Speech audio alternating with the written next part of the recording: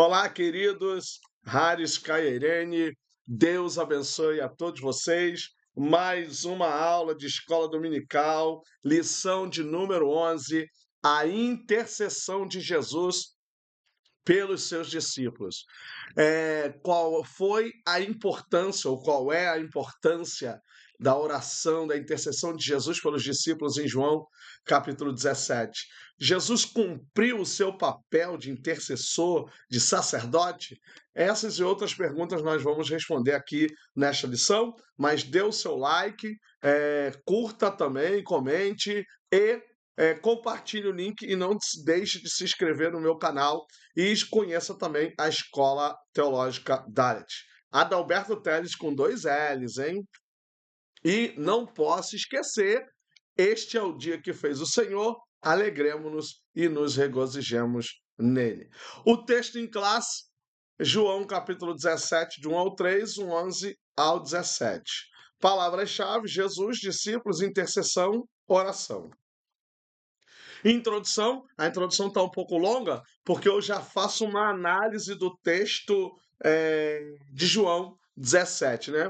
Em João 17, de 1 ao 3, Jesus inicia sua oração exaltando o Pai e pedindo que o glorifique, doxason, para que ele possa glorificar o Pai e conceder vida eterna, zoen aionium, aos que lhe foram dados. A vida eterna é definida como o conhecimento do único Deus verdadeiro, ton monon aletnon theon, e de Jesus Cristo, que ele enviou, apestaumenon, revelando a essência da fé cristã. Então, gente, esse aletnon, a palavra verdade ou verdadeiro, é aquilo que não pode ser escondido, né? Então, tudo que não pode ser escondido é verdadeiro. Então, não há nada oculto em Deus, tudo em Deus é verdadeiro. E Jesus é esse enviado para que a gente tenha a vida eterna nesse único Deus. Nos versículos 11 ao 17, Jesus intercede pelos discípulos, pedindo ao Pai que os guarde em seu nome, to onoma su, significando proteção baseada na autoridade divina. Ele ora para que eles permaneçam únicos, rina, ossin, ren, e sejam santificados na verdade. Hagiason autus em teletheia, pois a verdade é a palavra de Deus, re aletheia estin halogos su. Jesus pede proteção contra o mal, filaxon autus apotu poneru, mostrando sua preocupação pela segurança espiritual dos seguidores. Esses trechos ressaltam temas essenciais como a glória divina, que é doxa, a vida eterna, como zoe aionios, que é um termo muito usado no Evangelho de João, a santificação, hagiasmos, e a unidade, ren, que significa um, ren, significa um, evidenciando o relacionamento íntimo entre Pai, Filho e discípulos e a missão redentora de Jesus. Olha a riqueza que nós temos em João 17. Primeira e grande seção, a oração de Jesus e sua glorificação. A oração de Jesus. A oração de Jesus, registrada em João 17, conhecida como a oração sacerdotal, é uma das passagens mais profundas das Escrituras, revelando o íntimo relacionamento entre o Filho e o Pai. Ao iniciar a sua oração, Jesus declara: Pai, é chegada a hora, glorifica o teu Filho para que também o teu Filho te glorifique. Esse texto ele é interessante quando ele já começa dessa forma, porque essa parte já pertence à segunda parte do Evangelho de João, que é chamado de discurso da despedida, que acho que começa no capítulo 12, se não me falha a memória, ou no capítulo 9, coisa parecida. Essa expressão mostra que Jesus está plenamente consciente de que o momento de sua morte se aproxima. Jesus era consciente praticamente de tudo, né? E ele a encara não como derrota, mas como o caminho para a glorificação. Por porque no Evangelho de João, a glorificação de Jesus está subindo na cruz do Calvário. A cruz do Calvário é a glorificação do Filho. A cruz, embora marcada por dor e sofrimento, é para Jesus o cumprimento da vontade do Pai e o meio pelo qual Deus será plenamente revelado ao mundo. A cruz, ela é um misto de questões, né? A cruz, ela nos constrange, a cruz também ela é enigmática, porque para muitos é a derrota e para nós é a vitória, e para o próprio Jesus é a vitória, né? Ao pedir para ser glorificado, Jesus não busca honra pessoal, mas deseja que, através de sua obediência até a morte, o Pai seja exaltado. Ou seja, Jesus está pedindo para ser exaltado na morte, e na morte a exaltação de Jesus exalta o Pai. Então o Pai vai exaltar o Filho na morte, e pela morte o Pai é exaltado. Sua oração revela ainda uma comunhão profunda com o Pai, marcada por submissão, confiança e amor. Só que eu vou colocar, já está lá na conclusão, mais ou menos essa perspectiva. Então, é perceptível a total submissão de Jesus ao Pai. E esse texto, ele quer que a gente também tenhamos essa consciência de que o Pai é digno de toda submissão, de que o Pai é digno de toda devoção. Ele afirma ter glorificado o Pai na terra, consumando a obra que lhe fora confiada. O que mostra que a oração também é expressão de missão cumprida. Além disso, Jesus intercede pelos seus discípulos e por todos os que ainda creriam nele, revelando seu papel como intercessor eterno, como está em Hebreus 7:25. Assim, a oração de Jesus não é apenas um pedido, mas uma entrega, uma declaração de fé e uma intercessão em favor dos que permanecerão no mundo para continuar a missão, porque a obra vai continuar. Ela nos ensina que a verdadeira oração nasce da comunhão com Deus e está profundamente ligada à obediência e à glorificação do nome do Pai. Será que verdadeiramente nós estamos dispostos a aceitar toda a vontade de Deus? Porque Jesus é e foi o maior exemplo de submissão ao Pai e de também obediência, e o exemplo para nós de como nós devemos ser diante do Pai na vontade de Deus. Então, mesmo que essa vontade cause sofrimento, até onde nós estamos dispostos a obedecer essa vontade? Ou só a vontade que nos agrada que é boa? Quando a gente faz a vontade de alguém, mesmo que essa vontade não seja agradável a nós, mas a gente quer agradar aquele que tem a sua vontade. A oração de Jesus pela sua glorificação. A oração por sua glorificação. A oração por sua glorificação, Jesus revela sua consciência da cruz e do propósito eterno de Deus. Em João 17:5, ele pede ao Pai que o glorifique com a mesma glória que tinha antes da criação do mundo, destacando sua natureza divina e pré-existente. Essa glorificação passa pela cruz, que, embora marcada pelo sofrimento, é o ponto alto de sua obediência. Ninguém passa pelo caminho da glorificação sem antes passar pelo o caminho da crucificação. Então Jesus, ele deixa a sua glória. Gente, isso aqui, olha, parece até Paulo aqui falando, né? Assim, a influência. Então você vê que tem aqui Filipenses aqui bem expresso, né? Então a gente precisa perceber que Jesus tinha consciência da sua glória antes da existência, antes da criação do mundo, e ele quer que Deus o glorifique com essa mesma glória agora, já que ele vai para a cruz do Calvário, né?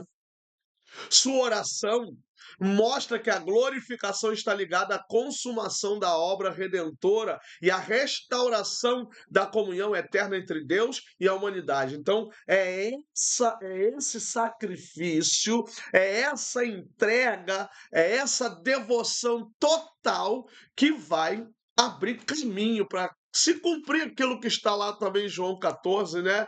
Na casa de meu pai há muitas moradas, se eu não fosse, vos teria dito, vou vos preparar lugar. Então, o caminho da cruz, a morte, a ressurreição de Jesus é esse caminho que estreita a distância entre o homem e Deus, porque Deus sempre está próximo do homem, mas o pecado distancia o homem de Deus. Terceira subseção da primeira grande sessão, a mesma glória com o Pai.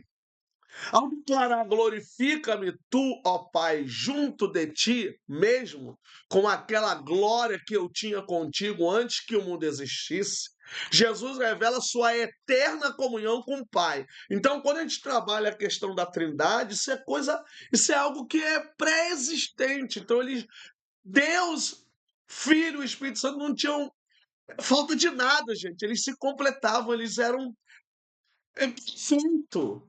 Quando eu falo o verbo aqui no imperfeito era, estou falando no sentido antes da existência. Ele não apenas existia antes da criação, mas compartilhava da mesma glória divina. Por isso lá, prostonteon, face a face, junto com Deus. Só pode estar com Deus, junto com Ele, se for Deus como Ele. Confirma sua divindade e igualdade com Deus. Sua encarnação envolveu a renúncia voluntária dessa glória, tá vendo? É Filipenses 2:6-8. Mas agora, prestes a cumprir sua missão redentora, ele pede sua plena restauração. Então ele vai voltar ao Pai. Esse pedido aponta para a vitória definitiva sobre o pecado e a morte, e também para o retorno de Cristo à posição de honra celestial, onde reina glorificado à direita do Pai. Então você percebe que ele já está, ao mesmo tempo, falando de sua morte e ao mesmo tempo falando de sua ressurreição, porque ele está dizendo: glorifica-me tu junto de ti com a glória que eu tinha contigo antes. Então ele está falando da morte, que tem que passar por esse processo, e também já está falando da ressurreição. Em João 17:5, Jesus diz: e agora glorifica-me tu, ó Pai, junto de ti mesmo, com aquela glória que eu tinha contigo antes que o mundo existisse. A expressão doxason me é um imperativo aoristo do verbo doxazo, glorificar, indicando um pedido direto e decisivo. Jesus roga ao Pai que o glorifique não apenas em sua ressurreição e ascensão, mas com a glória plena da eternidade. Por isso que está no aoristo, porque o aoristo ele não se prende assim no tempo, ele só dá o aspecto temporal, entende?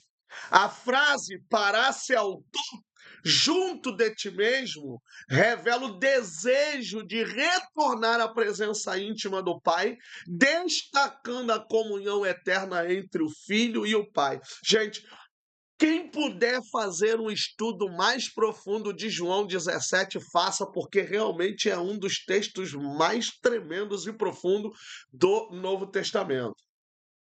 Ele especifica que deseja essa glorificação contém doxe re eiron, a glória que eu tinha antes, ou a glória que eu tinha, sendo eiron um verbo no imperfeito, o que indica uma posse contínua do passado, porque o imperfeito é um tempo que ainda não se cumpriu totalmente.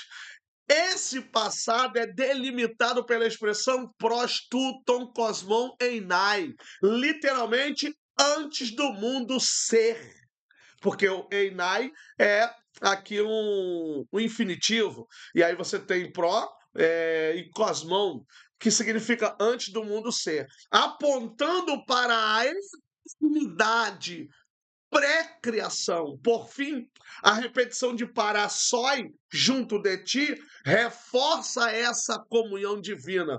Gente, quando a gente estuda o grego, a gente se preocupa muito também com essas preposições, como aqui, ó, pró, pará, que vai falar junto de ti, né, que vai falar antes, ou, aí você tem lá atrás outras preposições. Aí você tem aqui pronomes pessoais, né? Você tem o soi, de ti, você tem ali o me, que também que é Emé, no caso, aí você tem também ali ti mesmo. Então essas esses pronomes pessoais, demonstrativos e preposições vai demarcando quem realmente é Jesus. É inegável dizer que Jesus não é Deus. Jesus é Deus. Eu não posso negar que Jesus é Deus. Ele é Deus realmente como Pai. Deus de luz, é isso que ele é. Assim, o versículo revela claramente a pré-existência de Cristo, sua divindade e o fato de que, ao encarnar, ele voluntariamente renunciou à glória celeste. E agora, prestes a consumar sua missão redentora, pede a restauração plena dessa glória junto ao Pai. Então ele passa pela quenose, né, se esvazia, e agora ele pede, ele roga ao Pai por essa glória. Ele quer de volta essa glória que tinha antes, essa glória que dava comunhão, essa glória que unia, essa glória que fazia com que ele tivesse toda a sua manifestação junto com o Pai. Segunda grande sessão, a oração de Jesus pelos discípulos. Intercessão pela proteção dos discípulos. Na segunda parte de sua oração, em João 17, Jesus volta-se especificamente para os seus discípulos, intercedendo em favor deles, com profundo amor e preocupação. Em João 17:11, ele ora: Pai Santo, guarda-os em teu nome, o qual me deste, para que eles sejam um, assim como nós somos. Olha a relação aqui entre o Pai e o Filho. A palavra guarda traduz o verbo grego terel, que significa proteger, manter seguro, preservar. Jesus sabe que com sua partida iminente, os discípulos estarão expostos a perseguições, tentações e ao ódio do mundo. Por isso, pede ao Pai que os proteja espiritualmente, moralmente e na unidade, porque ele também tem essa preocupação de manter os discípulos unidos da igreja, para que ela não rache, para que ela não quebre, porque senão ela sofre de dentro para fora. Sofrer de fora para dentro é normal, porque Jesus pagou o preço, mas agora de dentro para fora, Jesus também ora para isso. Então observe que Jesus perde aqui, ó, para guardar, para proteger, para livrar, para preservar. Por quê? Porque a gente tem a questão espiritual, moral e a unidade da igreja. Essa intercessão mostra que a segurança dos discípulos depende da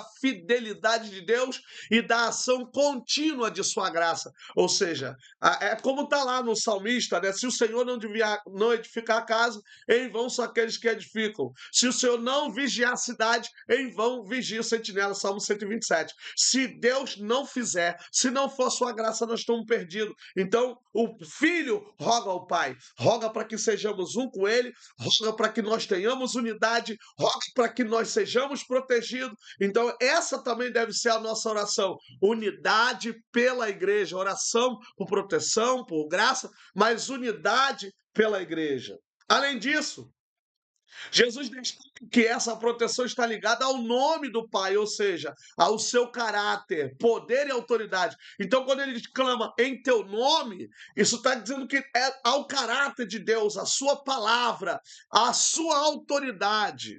Entende? Ao confiar seus seguidores à proteção divina, Jesus age como verdadeiro intercessor, consciente de que a missão dos discípulos no mundo exigirá firmeza, unidade e santidade. Essa oração nos lembra que, mesmo hoje, os que seguem a Cristo continuam sendo alvos de sua intercessão constante, porque Ele é o sacerdote, o sumo sacerdote, e que a fidelidade de Deus é a nossa verdadeira segurança diante de um mundo hostil. Gente, nós temos a palavra, nós temos a palavra como nosso fundamento, como nossa âncora. O que nós temos é a fidelidade de Deus a partir de sua palavra. É isso que nos protege, nos guarda, e Jesus nos entregou na mão do Pai. Então nós estamos aí protegidos pelo Pai, mas temos que ter vigilância, prudência, sabedoria, conhecimento, tudo isso.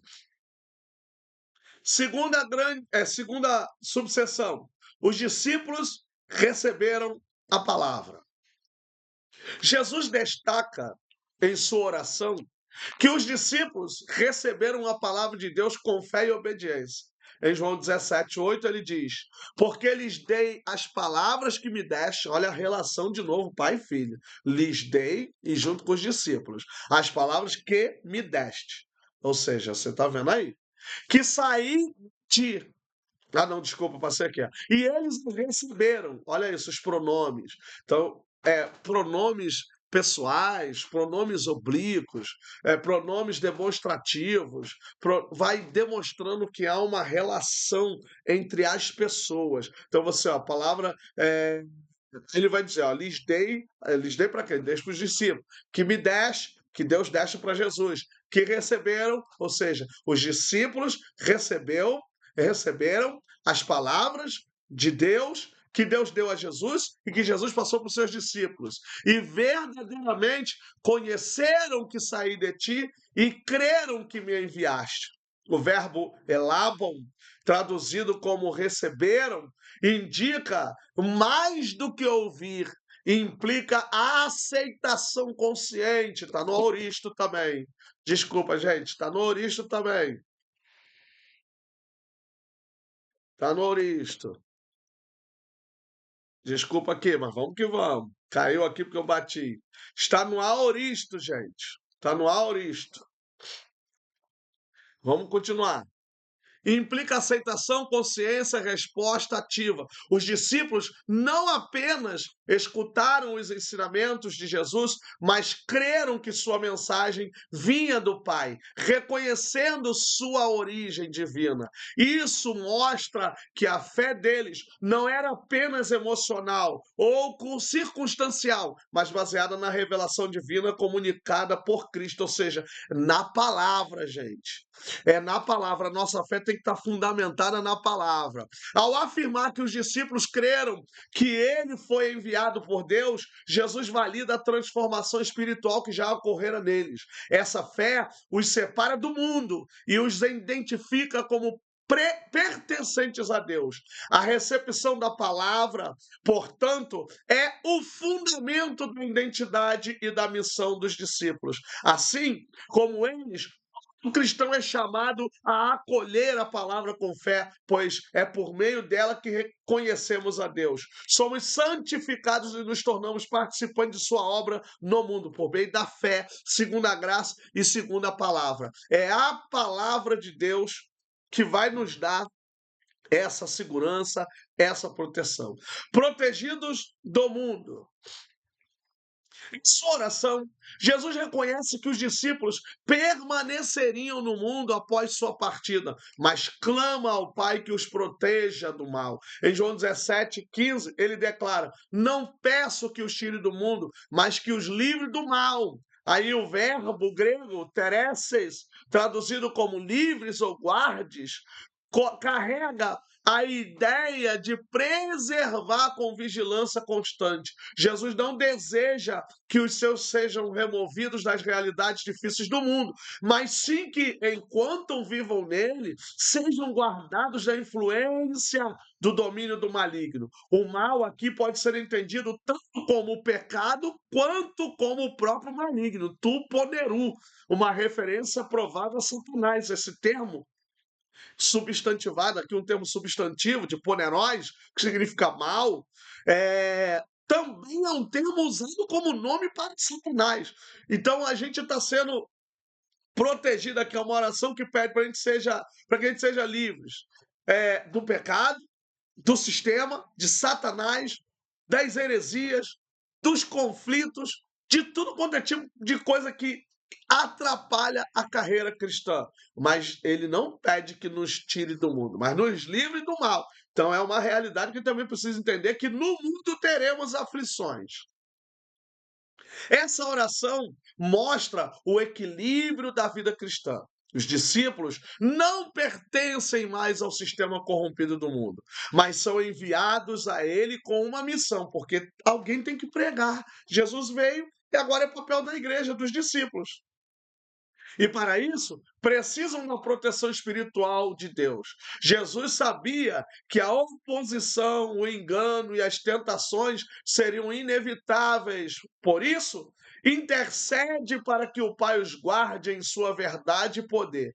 Essa intercessão nos encoraja a confiar que, mesmo cercados por desafios, não estamos desamparados. Somos sustentados pela oração do próprio Cristo, ou seja, a oração de Jesus continua intercedendo por nós. A oração de Jesus continua, porque ele é sacerdote, ele está vivo, então ele não é morto, ele está ressuscitado. Então ele continua intercedendo ao Pai por nós, nos dando graça, enviando seu poder, enviando seu Espírito Santo, suprindo as nossas necessidades em glória, nos consolando. Então Jesus ainda tem, ele continua fazendo o seu papel como sumo sacerdote. Terceira e última grande sessão, a oração de Jesus pelos que viriam a crer. Então você tem no capítulo 17 três partes da oração. João 17 tem a primeira parte, que é Jesus orando pela sua glória.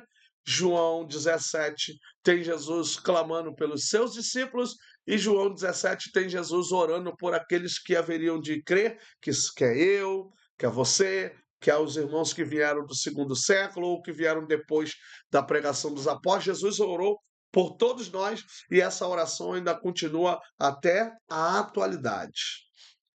Primeira subseção, a oração pela unidade da igreja. Jesus, em sua oração por aqueles que viriam a crer, pede ao Pai que todos sejam um, assim como ele é um com o Pai. Gente, a igreja é única, mas infelizmente não é unida. Escutem isso, a igreja é uma, mas não é unida.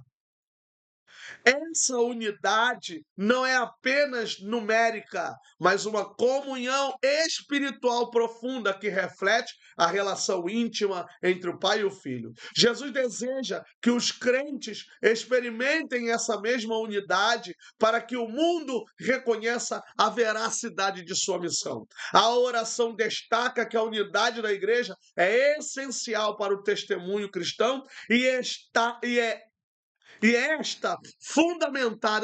fundamentada na comunhão trinitária.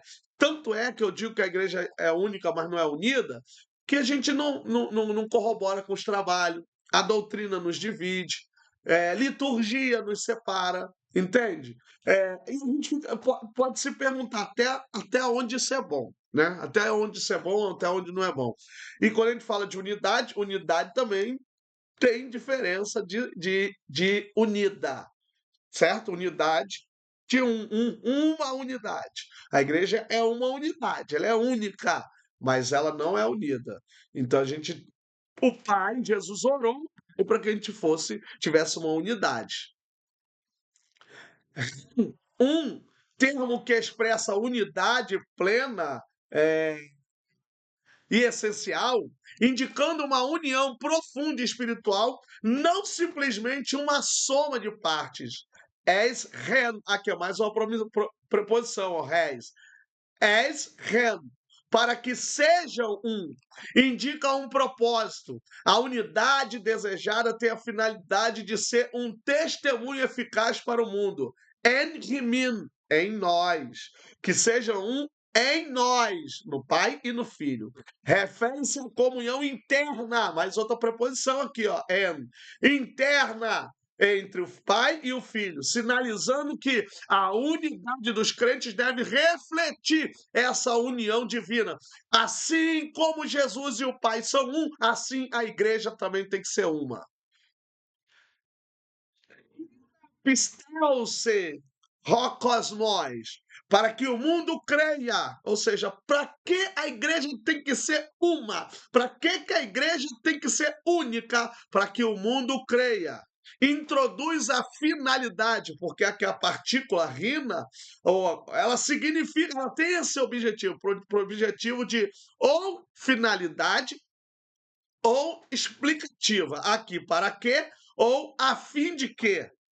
A tradução até melhor aqui seria a fim de que o mundo creia, para dar uma ideia melhor de finalidade. A unidade dos crentes serve para convencer o mundo da missão de Deus, assim como a divisão. Assim como a divisão da igreja atrapalha na conversão, a unidade faz com que o mundo veja algo diferente na igreja. Propósito da unidade. Jesus olha pela unidade dos crentes não apenas como um valor espiritual, mas com um propósito missionário claro, que o mundo possa crer que o Pai enviou o Filho. Em João 17:23, ele diz que deseja que os discípulos estejam em perfeita unidade, para que o mundo reconheça essa comunhão como um sinal autêntico da presença de Jesus. A palavra grega para perfeita é teleios, que significa completa, madura e perfeita em qualidade. Olha que nível que Jesus quer que a igreja chegue. Essa unidade não é um simples acordo eterno, mas uma comunhão profunda que manifesta o amor e a verdade divina. Então, a igreja hoje sendo, é, como é que eu posso dizer que é a palavra? Individualista, muito individualista tem sido a igreja hoje. Eu queria até dizer para vocês, vamos aproveitar esse frio, juntar as igrejas, né? Cada igreja se juntar para poder alimentar o morador de rua, o sem teto, ajudar. Entende? A gente precisa fazer isso. A igreja precisa chegar a esse nível de completude, de maturidade, de perfeição, perfeição em qualidade, gente. A gente precisa fazer isso. O propósito da unidade, portanto, é funcional e evangelístico. A harmonia entre os crentes serve como testemunho poderoso para convencer o mundo da realidade da missão de Jesus, fortalecendo a fé dos que ainda não creram. Se a gente realmente tiver essa unidade, gente, a igreja vai avançar. Oração por encorajamento à unidade. Jesus, em sua oração, não apenas pede a unidade dos crentes, mas também os encoraja a permanecer firmes nessa comunhão. É um trabalho nosso, gente, é um papel da igreja. Ele sabe que a caminhada cristã no mundo traz desafios, divisões e pressões que podem enfraquecer esse vínculo espiritual. Aconteceu na igreja primitiva. Paulo fala de 4 facções lá em Corinto. Por isso, em João 17:22, ele declara que deu aos discípulos a glória que recebeu do Pai, para que eles sejam um, assim como ele e o Pai são um. Essa glória doxa é a honra e a presença divina compartilhada que capacita os crentes a manterem a unidade apesar das dificuldades. É o que está lá em Atos. E perseveravam na doutrina, ou seja, mesmo em muita perseguição, eles perseveravam na doutrina, no partir do pão, na comunhão, tinham entre si tudo em comum. É o que falta para nós hoje nas igrejas. O encorajamento de Jesus mostra que a unidade é fruto da graça e da comunhão com Deus, e não apenas do esforço humano. Claro que tudo tem que partir de Deus, né? Assim, a oração serve para fortalecer a igreja na missão e na vivência do amor fraternal, assegurando que a unidade permanece em um testemunho vivo e eficaz no mundo. Como a igreja reflete, vai ser como o mundo vai ver a igreja, né? Nessa perspectiva aí de graça e de comunhão. Concluo a minha mensagem. João 17 é uma das maiores expressões de amor que encontramos na Bíblia.